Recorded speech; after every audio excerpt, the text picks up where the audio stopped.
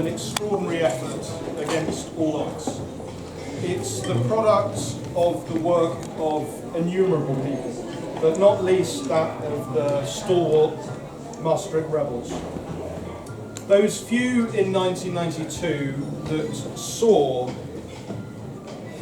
that we were moving unquestionably with the Treaty of Maastricht towards a European superstate and dilution of British sovereignty, and stood in small number against the government, sacrificing, some may argue, their immediate political careers to raise the alarm. Their movement has become our movement, and that of the majority of Britain.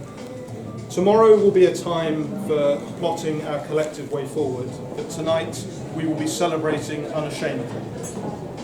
We're delighted to be joined by many brilliant Eurosceptics, Conservatives and Bow Group members that we'll be hearing from throughout the evening. Some sadly could not make it this evening, including our President, Lord Tevitt.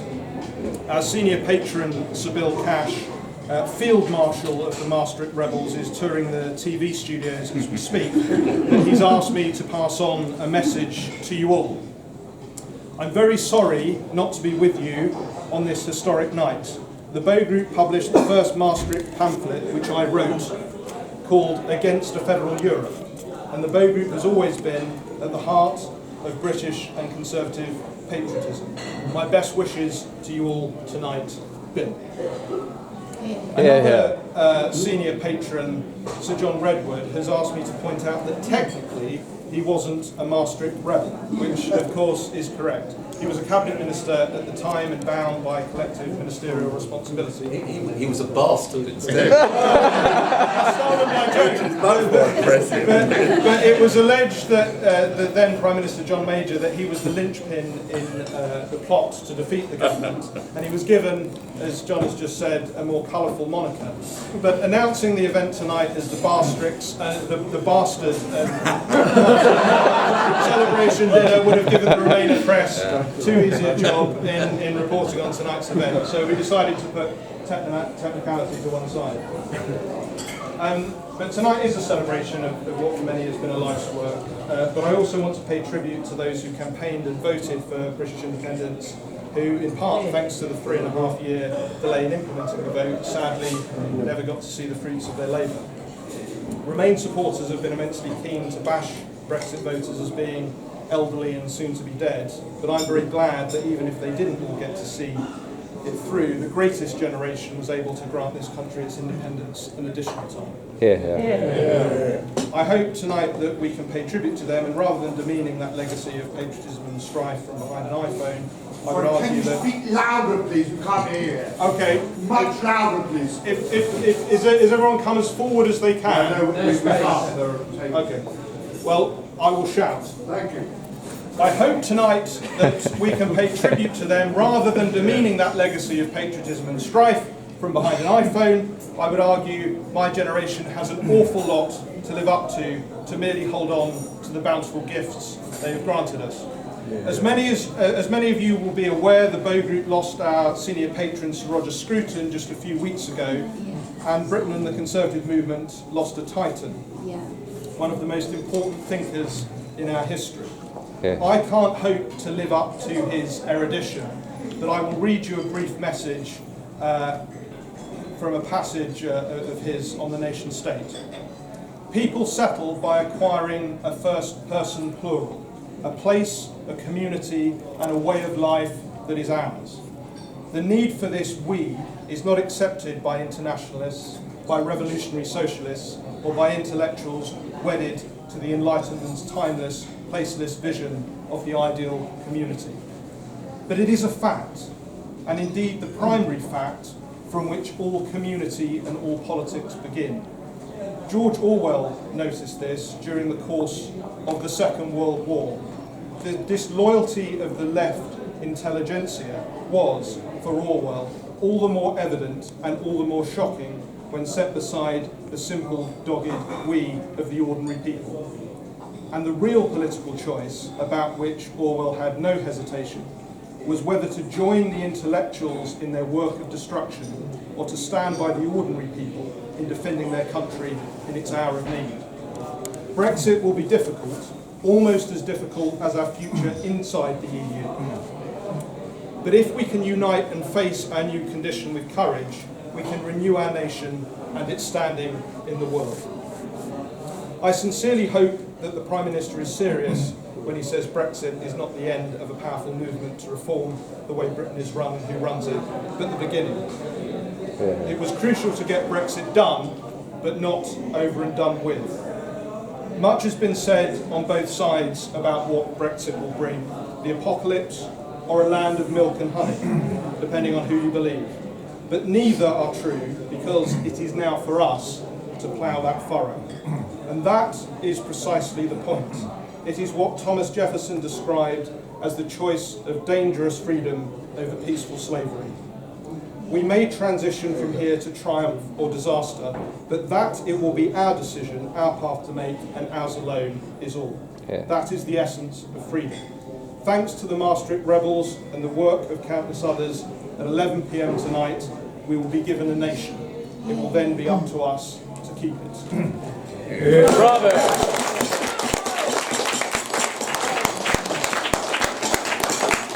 Now we're going to hear from the bastard. The Right Honourable. I pay tribute to the Maastricht Rebels, my colleagues in that ill-fated parliament.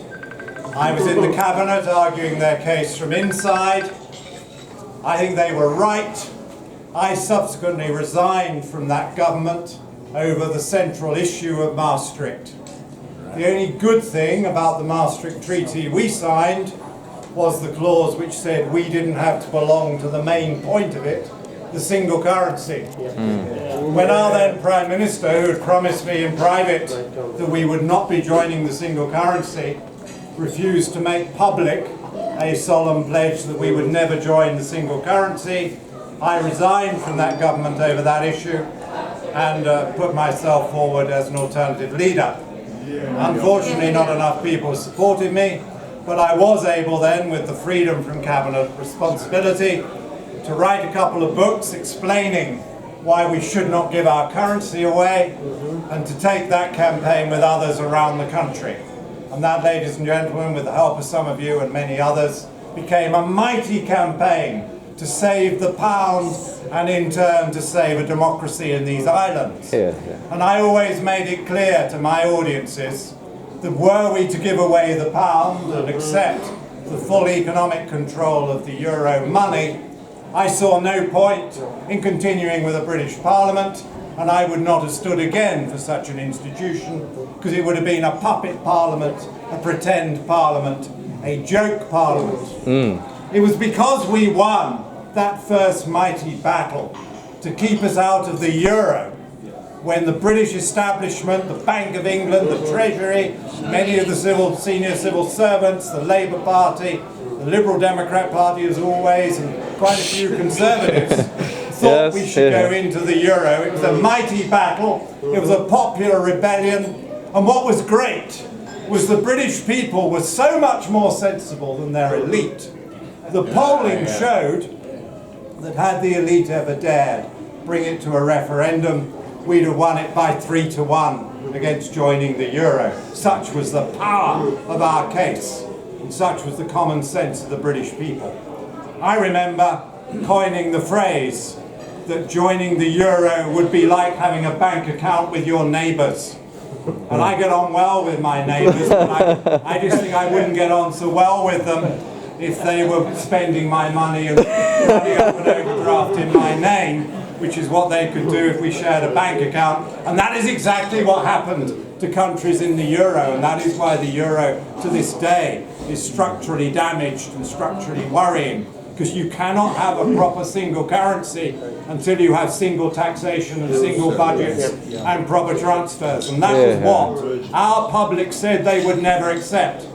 So having helped win that big one, knowing that we had the chance of keeping an independent democracy in this nation, knowing that the public was so much better informed and more sensible than the clever elites with their double degrees, I decided to stick in this game of politics and to see whether we could do the big one, which was to get us out of the rest of the thing. And I was able to make a simpler case, because I was able to say, by common sense of the British people, we are not in the main part now of this European Union. We have said no to the core of it. We have said no to financing that core of it. So surely we should do the decent thing, get out of their way, let them complete the political union they need to make a success of their economic union, and we will be great friends and trading partners with them from outside the union. And once again, I found the public very receptive. I found most of the MPs didn't understand it or weren't receptive at all. Most of them had no idea what the numbers are or how the euro works and doesn't work. It's quite difficult getting it through. But I was happy, my friends were happy, so we ran the campaign to get a referendum. And I was told by certain people of the Eurosceptic persuasion, it will never work, John Redwood. You know, you're not serious, why don't you resign from the Tory party? Why don't you do this, that and the other? I said, no, the only way this can work is if three impossible things happen. The first impossible thing is I and my friends persuade the Tory party to demand a referendum on staying in. The second impossible thing in those days is that we then win a general election with that as our policy. It actually made it a lot easier to win because it was a very popular policy, although the Tory establishment didn't want to believe that. And the third impossible thing is the British people vote yes to coming out in the referendum. And everybody agreed, the elites, the clever ones, all those three things are quite impossible. And look what happened! Yay! Bravo! I always had that confidence in the British people, and I had so much confidence in the British people and so little wish to belong to a puppet parliament that during the referendum I was asked the trick question by all those well-educated BBC journalists, but Mr. Redwood, what are you going to do when you've lost the referendum? You see, aren't you going to be in an impossible position? Aren't you going to look very silly? And I said two things. I said, we're not going to lose the referendum. I'm absolutely sure we're going to win the referendum. But I said, if by any chance I'm wrong, I'll tell you what I'm going to do. I will announce that I'm not standing ever again for Parliament, because there is absolutely no point in belonging to a Parliament if all your main laws are made in Brussels, and if you have to send your money to their specifications of Brussels, and if they control your borders, and they control your fish, and they control your farms, what is the point? I would not stand again. I knew it was an easy promise to make because I was so confident that the British people would vote to come out, and I would have the privilege then of sitting in a parliament that wanted to be a proper parliament. I got something wrong. I didn't realise that these Remain MPs was so bizarre that having got the instruction from the British people they would ignore it, and having been told that all the British people wanted them to do was to take back powers so that they could govern and do things properly, and they would say, no, we don't want to do that. Good heavens me. No, I don't want to make a decision. I don't want to come up with an idea. I don't want to be responsible. I want the money. I want the red box. I want to be thought to be important.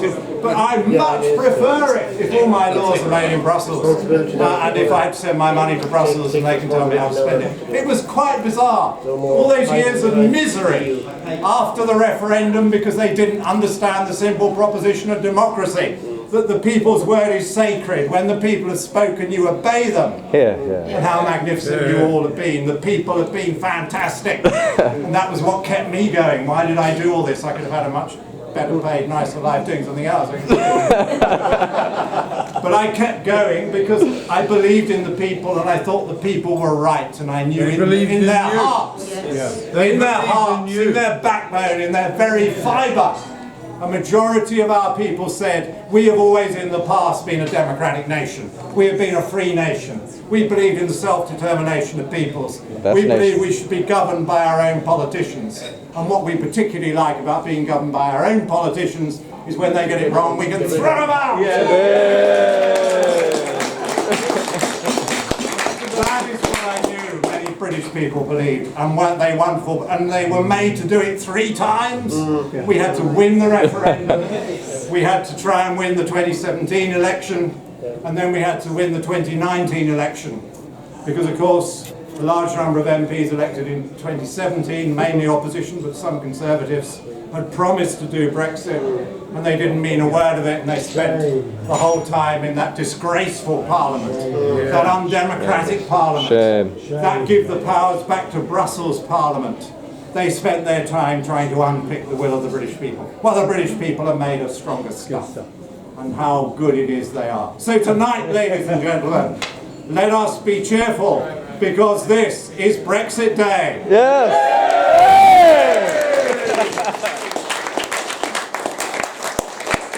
This is Independence Day. This is the beginning of our new future. This is the beginning of global Britain. This is a Britain with influence, vote and voice in the leading councils of the world, not one that has to defer to the European Union. This is a Britain which, far from being isolated, will be doing trade deals with the United States and Australia and Canada and New Zealand and Singapore, a whole series of countries that share many of our values. This is a country, above all, that will remind the world what this flag stands for. This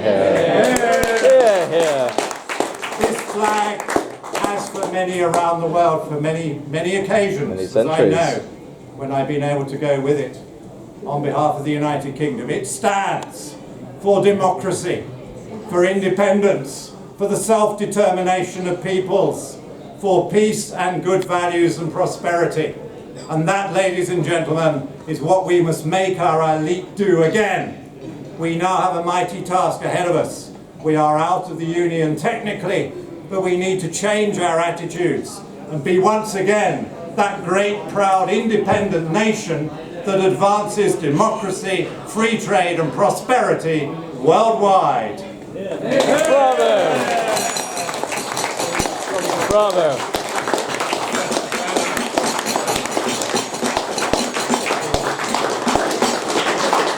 Well, there stands a man after 30 years who has been completely and utterly vindicated by the British people over the Westminster elite. And 3 cheers for that. Hip hip hooray! Hip hip hooray! We're now going to hear from someone who... Were you a bastard? Or? No, I'm too junior to be a bastard. To be a bastard, but a Maastricht Rebel in the form of John Whittingdale. Thank you. It's a huge pleasure to follow on from John, who has been a fantastic champion for our cause and his belief in Britain and our place outside the European Union. But it's also a great pleasure to be for the Bow Group. You heard about one or two of the distinguished patrons of the Bow Group. I'm not sure your founder would have been quite so keen tonight. Well, William Rees-Mogg would have been. Well, Geoffrey Hartwig, but nevertheless, this is a fantastic and historic day. And you're absolutely right to remember the Maastricht Treaty. I was asked a few days ago to record for Nick Ferrari, who's a great guy on LBC, a short statement as to when I truly believed that we would leave the European Union. And I said on the 23rd of June 2016, when I heard from Sunderland, because I believed that the voice of the people could not be ignored, that there would be people who tried to sweep aside the result of the referendum, but ultimately I had confidence that democracy would prevail. But arguably, the time when we decided, or the time when it became inevitable we would leave, was the passage of the Maastricht Treaty. Now, this is confession time. I was 16 and I campaigned in the referendum on our membership of what was then the EEC, and I put leaflets through doors. I couldn't vote, but I put leaflets through doors saying that we should vote to stay in. My only excuse was Margaret Thatcher was campaigning stay in as well. Say that Why did I do it? Firstly, because I believed in free trade. As a Conservative, I thought that it would be economically beneficial to us to be part of the single market bloc. But also, and I still have this leaflet, because it said on the propaganda, nothing about our becoming or staying within the European Economic Community will affect the sovereignty of the British Parliament. That was what we were told. That was true for a long time, but if ever it became untrue, it was with the passage of the Maastricht Treaty. Because the Maastricht Treaty spells out that the EEC was no longer an economic entity. It was a political project whose destination was a federal Europe. And that was why I could not support it.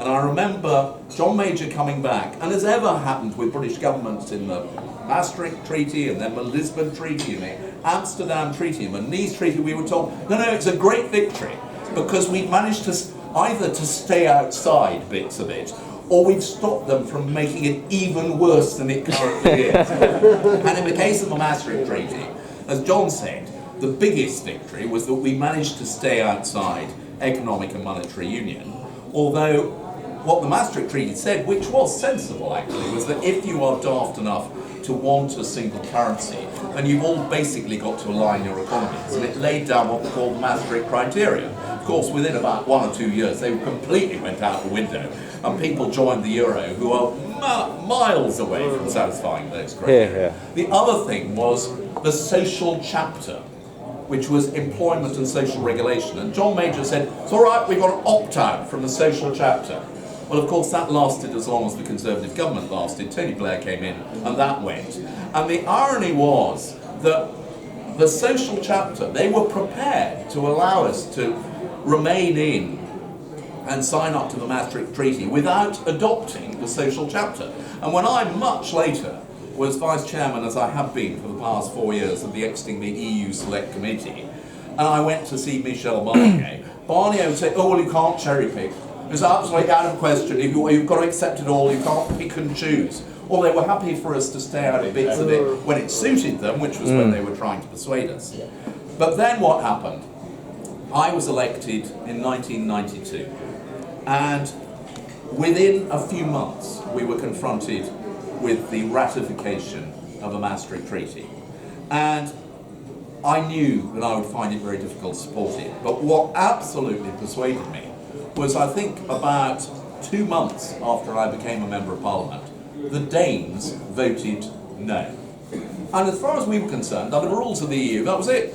Danes vote, member state has rejected it, therefore it is dead, it won't happen. Well, of course, being Europe, wasn't dead at all. They said, oh, this is terrible, we'll tweak it slightly and make 1 or 2 cosmetic adjustments, and then you can vote again. But what I said was, look, that has changed things. And I said, I can't support the Maastricht Treaty. And Michael Heseltine came to me and said, he said, you have to support it. You've been elected on a manifesto which pledges to ratify the Maastricht Treaty. So I'm afraid I was quite a cheeky new backbencher. So I said, what, like the one which pledged to introduce the poll tax? Of which, of course, he was the principal rebel. So I felt I couldn't support it. And I'd only been an MP for a few months. And the key, I voted against the second reading, the committee stages, etc. But the key vote actually was earlier than that, and Johnny will remember this, was something called the Paving Bill, which was going to introduce the Maastricht Treaty. And the debate on that took place in November 1992. We were elected as new MPs in June. I'd only been an MP for 5 months, and they tried everything. They came and they told us that we would be betraying the Prime Minister, that the government would fall. They then went to the constituencies and tried to say to the constituencies, your MP you've chosen, he's a complete traitor, he's not willing to support the government. You're going to have to consider deselecting him. And God bless him, I come from Essex, and they are very sad in Essex. And my constituency chairman said to the Whip's office, well, we probably will deselect him if he does vote for it. So that didn't work. And we got to the night of the vote, and the government looked as if it could lose. And there were 5 of us, new MPs. Ian Duncan Smith, Barry Legg, Walter Sweeney, Bernard Jenkin, and myself. Now, 3 of those are the real heroes, Ian, Barry, and Walter. They voted against. Bernard and I said we weren't sure we knew we couldn't ever vote for it, but we would consider abstaining. Which meant we didn't satisfy anyone, by the way. But it was, we weren't going to necessarily support a Labour victory which could lead to a general election, but I just couldn't vote in favour of it. And the first vote, the way Parliament works, you have two votes. The first one is the Labour Party's attempt to amend it, and then there's the main motion. And we got to the vote, and Bernard and I were downstairs, and the vote came out that the Labour motion was defeated by 6. And the whips came to us and they said, we're going to lose. There are people who would not vote in favour of a Labour motion, but they won't, or they'll vote against the main motion. We're going to lose. You've got to vote for this. And Bernard and I went and locked ourselves in our office. And when the bell goes, you have 8 minutes. And after 8 minutes, they close the doors and you can't get into the voting lobby. And we sat there and we watched this clock tick. And after the bell had gone, 8 minutes later, we were still sitting there and we said, right, it's too late. Even if we change our mind, we can't do it now. And we watched, and that vote was won by the government by 3. Oh. So actually, my consolation is that if Bernard and I had voted against, they'd won by 1. But we were told our careers were over. And the codicil to it actually took place about 2 years later. There's another odd committee of the House of Commons called the European Standing Committee B, which considers European legislation. And any member can attend the committee, but only appointed members can vote. And the government had a majority of 1 on that committee. And we had a debate on a document which was preparations for economic and monetary union. And all the rebels came in, so we had Bill and Theresa Gorman and Nick Budgeon. We then had all the sort of whips crowding round. And I was a member of the committee, and the government had a majority of 1. And I had not told the whips that I would definitely vote against, but I knew in my heart I would have to. And we got to the vote, and they call it through in order. And I'm a W, so I come right at the end. So everybody was voting as predicted. All the Conservative MPs were voting aye. And finally at the end, I think I was the last one, they said, Whittingdale, John, and I said no. And the government lost. And the government was defeated. And the next day, I was summoned in by Alistair Goodlad, who was the chief whip. And he said to me, well, I won't tell you exactly what he said to me. It went, you effing little blank. There was quite a lot of that. But interspersed between the effing and little blanks was, if you ever thought you had any future in this party whatsoever, you don't now. So just get out of my office, I don't want to see you again. And I left, and I thought, well, it may be so. But I'd rather be in that position and have voted against something I know to be wrong than to have voted for it in the hope that I might one day get a job. And it is ironic that both Ian Duncan Smith and I managed to end up in the cabinet because ultimately we won the argument. And we won the argument slowly as the Conservative Party moved, and the Conservative Party became more and more Eurosceptic as we saw what Maastricht began, which was an inexorable move towards what is written in the treaty, ever closer union. We can't say we weren't warned, it's in black and white. We didn't think they meant it, they did. And as we moved towards ever closer union, it became clearer and clearer to me we couldn't stay, because the British people did not want ever closer union. I'm quite happy for the European Union to evolve into a federal European state, but I'm equally convinced that we should not be in it, that the British people didn't vote for that in 1976, that the British people don't support it, and that actually we have a far brighter future outside of it as a global, outward-looking trading nation, which remains the 5th biggest economy in the world, which remains a nuclear power, which remains a member of the UN Security Council, the 2nd biggest contributor to NATO. We have a fantastic future outside, and the British people had the confidence to reject all those predictions, and you remember them, of what would happen if we dared to vote no. And they had the confidence to reject that and to vote for us to leave. And that is why it's taken 3 years to get there, far too long. But tonight is not just the beginning of a new era for Britain, it is also a vindication for democracy, and that is just as important.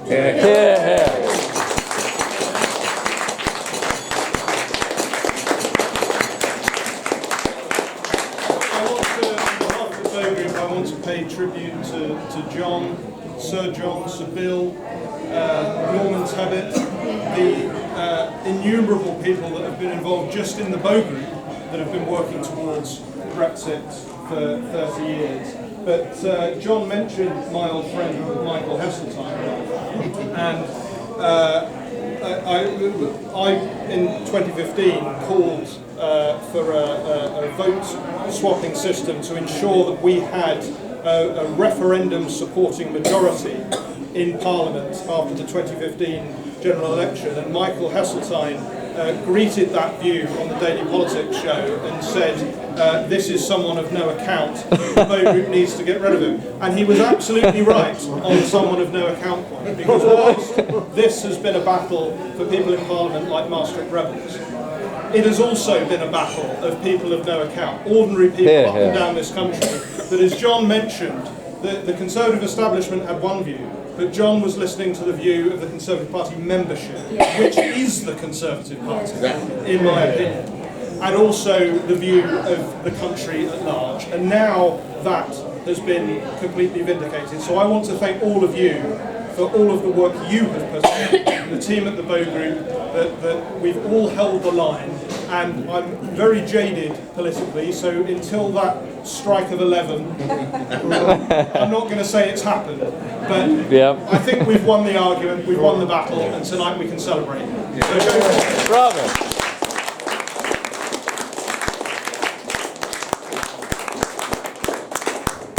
To dinner. To dinner. Yes. Oh, how do I start?